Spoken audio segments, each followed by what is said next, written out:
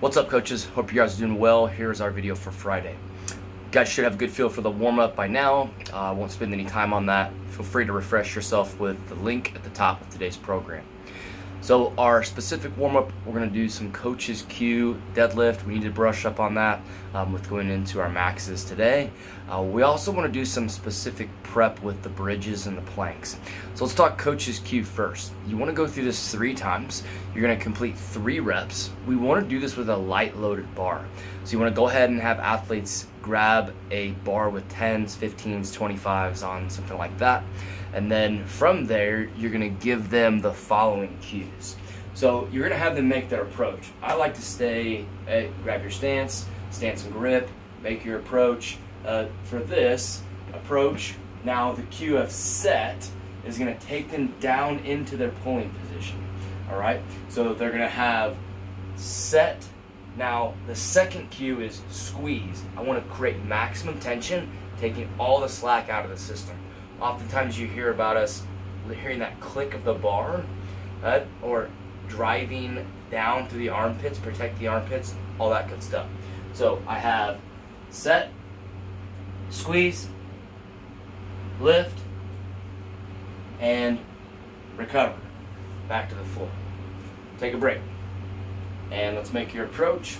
Ready, set, squeeze, lift, recover. Take a break. Set. Squeeze. Lift. Recover. Maybe interjecting with some points performance here and there, making a couple coaches' cues as you guys work through. Once you finish the 3 reps, then we're going to go one time through a very, very short protocol here of 5 single leg bridges each leg.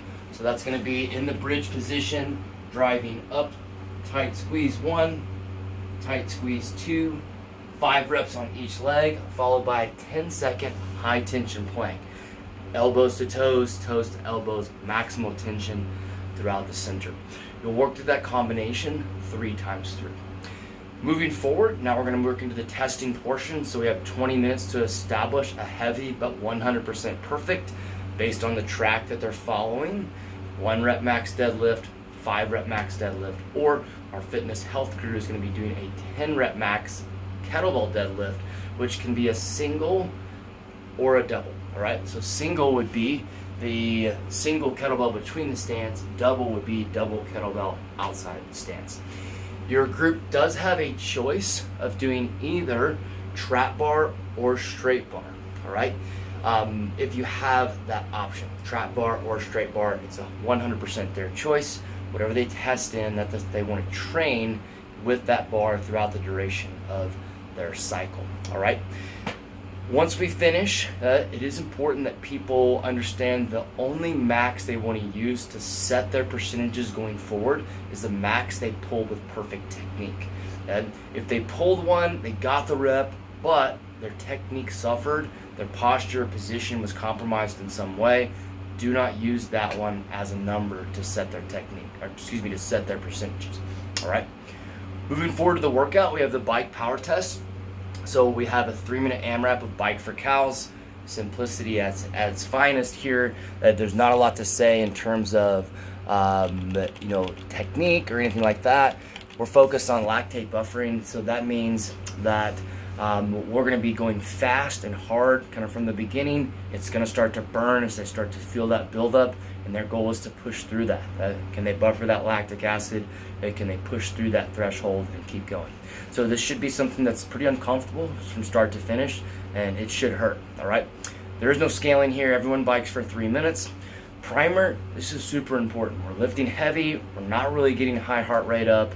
If you throw them on that bike and do a 3 minutes max effort without priming them at least a little bit, then they're gonna feel really, really shitty.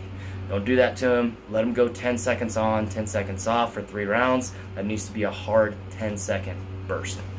Logistics today should not be an issue. You easily run up to 3 heats after doing your deadlift, with the bike test just being 3 minutes. All right. Hope you guys have a great day. Make sure that you're focusing on your athletes training with intention in ways that fits their body, their experience, and their goals. See ya.